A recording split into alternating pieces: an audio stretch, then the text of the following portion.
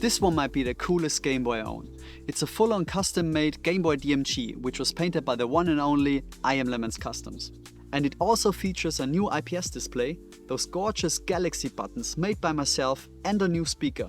And today we're gonna build this one together. I am Paul, this is my little mod job, and let's get right into it.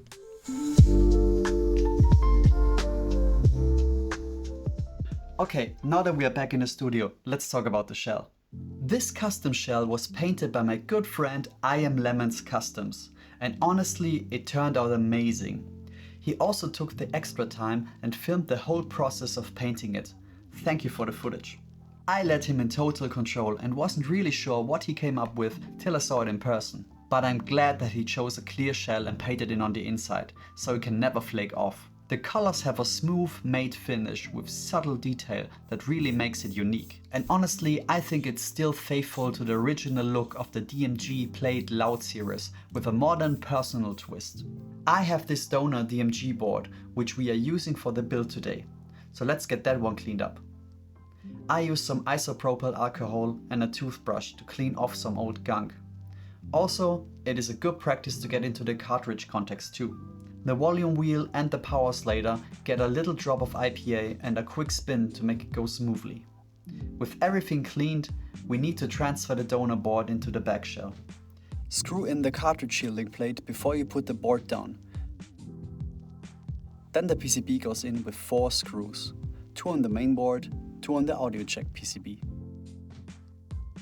I also put the battery connectors in right then and there. They are held in with small bent metal tongues, so just push them far enough down. Okay, so now let's get to the new IPS display. If you ever played on an original Game Boy, you know the screen isn't exactly the brightest thing in the world. This IPS display changes that. It's crisp, vibrant and has much better viewing angles, so I'm very stoked for that. And if you're wondering, I ordered this IPS kit from AliExpress. I will link it down below and also an alternative from Z-Labs. Not a sponsor, just a fan. But this video has a real sponsor, and that is PCBWay. PCBWay is your one-stop solution for anything around PCB prototyping and manufacturing. They also offer 3D printing, CNC machining, sheet metal fabrication and even injection molding. They have a wide range of services to aid you in every stage of bringing your next project to life. And ordering through their website is easy, and there's also an online chat available if you need help at every step of the ordering process. So big thanks to PCBWay for sponsoring this video, and check them out in the link in the description down below.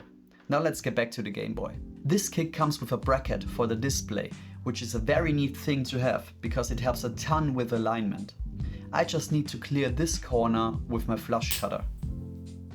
I also used some Kapton tape to secure the display PCB in place, and as a side effect it prevents potential shorts.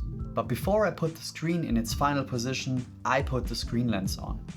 This one is made out of glass, not plastic like the original. Contrast will be better with those screen lenses, however the drawback is that they are a little more reflective. Oh, and I almost forgot, removing the protective peel. This saves us from disassembling the whole Game Boy again. That totally never happened before. Now let's get to something exciting. These bad boys here. These are custom Galaxy style buttons I made for this build. I made 2 sets to choose from. This metallic blue set got a little too much mica powder in the base, so I might prefer the red pinkish buttons for this build. And if you're interested in how to make buttons like these, you can go and visit this video here in the corner. Now there's only this PCB left, and before we put it in the Game Boy, we need to solder our new speaker in. As you can see here on the old PCB, it is quite straightforward. Just use any soldering iron and a bit of flux, then put those wires in. Oh, and let's not forget about the rubber membranes. Also, put the power switch in right now. I had to disassemble the whole Game Boy again because I forgot it the first time around. Next up, connecting the display's ribbon cable to the motherboard. Just make sure everything is lined up and locked in. It is a bit tricky to handle, but make sure you don't use too much pressure, otherwise you risk damaging the fragile flex cables. Now we align everything in the Game Boy and screw the front half together. If you disassembled an old Game Boy DMG before, you will notice that there are 10 screws holding this half of the motherboard in. However, on this display kit, there will be only 6 to screw in. Next up is putting the 2 halves together with the ribbon cable.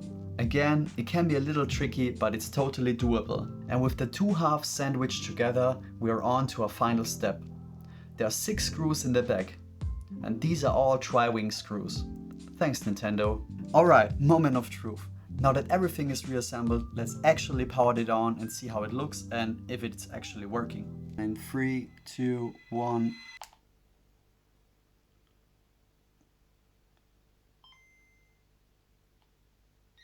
Oh boy, it works? Oh, it looks great though. Nice. All the buttons seem to work too. Okay, so now let's roll some additional beauty shots for you to enjoy.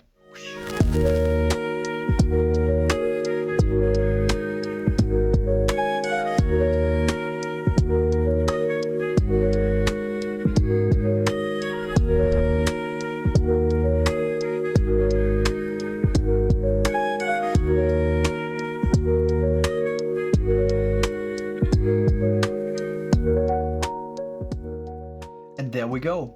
The new IPS screen looks incredible. The colors are sharp and the brightness is really impressive. You might notice that this one has a new wheel in place where you used to dial in the contrast of the screen. It is used to switch between color palettes and brightness now. Also, the screen does not blow up the image, which results in a crystal clear 1x1 pixel readout. Picture quality can't get any better than this. And it's amazing how much this one upgrade can enhance the experience of playing on an over 30-year-old Game Boy. I really love the original Game Boy format, and this is now my new daily driver to enjoy games like Saga 2, Metroid 2 or Pokemon. Lemons also provided me with 2 custom cartridges. One is already in use with my copy of Tetris. They look so great and it makes me really happy that we have such talented people in our community. I will link his Instagram down below so you can check it out for yourself. And if you want to know how I built this custom Game Boy camera, click here for the next video.